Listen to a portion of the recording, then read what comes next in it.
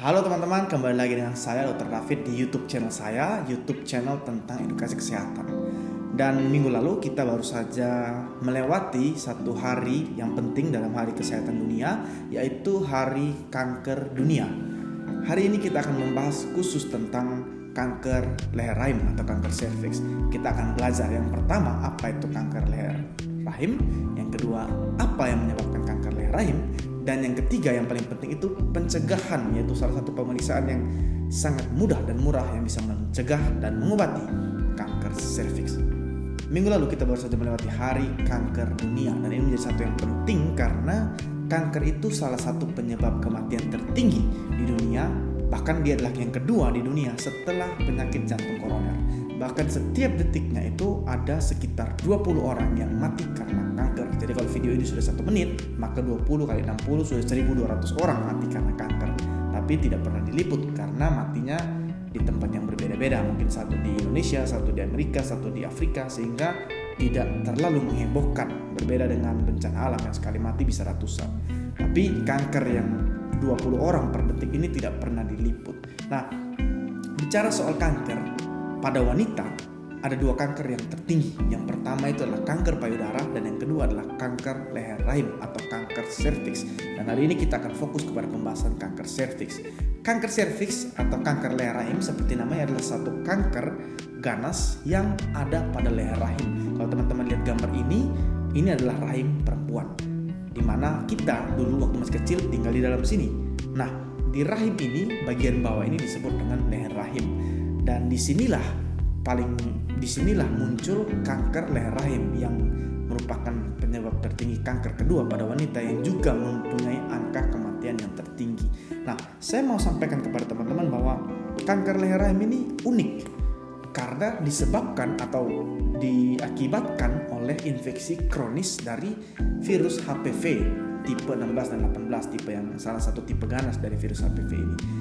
Nah, kenapa saya bilang unik? Karena ini adalah satu-satunya, kalau bukan satu-satunya, mungkin salah satu dari sedikit kanker yang penyebabnya itu kita ketahui. Berbeda dengan kanker-kanker di luar yang kita tidak tahu penyebabnya. Nah, kanker yang satu ini kita tahu penyebabnya.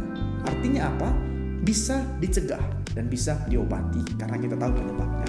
Maka kita bisa deteksi dengan dini si virus ini. Bahkan di negara-negara maju itu ada vaksinnya untuk si kanker serviks ini. Tetapi ironisnya adalah kita tahu penyebabnya, kita bisa lakukan pengobatannya, tetapi kanker serviks masih merupakan penyebab kematian tertinggi kedua karena kanker di dunia.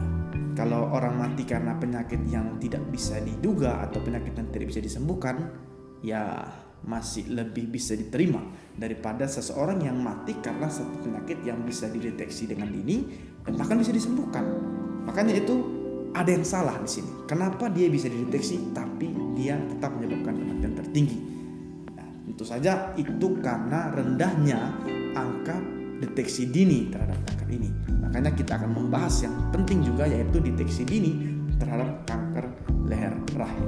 Nah, saya akan bahas salah satu cara pemeriksaan yang sederhana, yang sangat murah, yang bisa kita lakukan untuk melakukan pencegahan terhadap kanker leher rahim, yaitu pemeriksaan IVA. Itu adalah singkatan dari inspeksi visual asam asetat atau pemeriksaan yang dilakukan dengan melihat. Jadi pemeriksaannya itu seperti ini. Dokter atau tenaga medis yang terlatih akan memasukkan sebuah kapas ke dalam di leher rahim ini. Kemudian kalau misalnya ada perubahan sel yang mengarah ke ganas, maka dia akan menjadi putih. Jadi begitu dia jadi putih, ada kecurigaan kanker atau ada perubahan sel, langsung diterapi di tempat itu. Nah, pemeriksaan ini sangat mudah. Cuma 7-8 menit selesai. Hasilnya jelas dan sangat murah. Mungkin hanya sekitar 50-an ribu. Kalau di klinik tempat saya bekerja itu sekitar 50 ribu.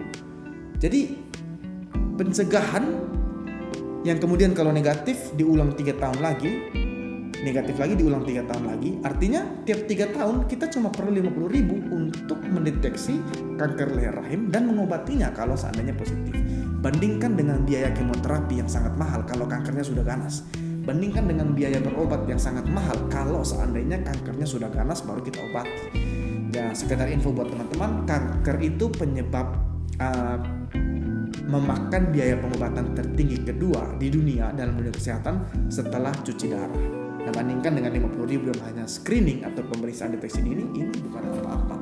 Jadi dengan pemeriksaan IVA yang mudah, yang murah, kita bisa mengobati, bisa mendeteksi, mencegah, bahkan mengobati kanker leher rahim.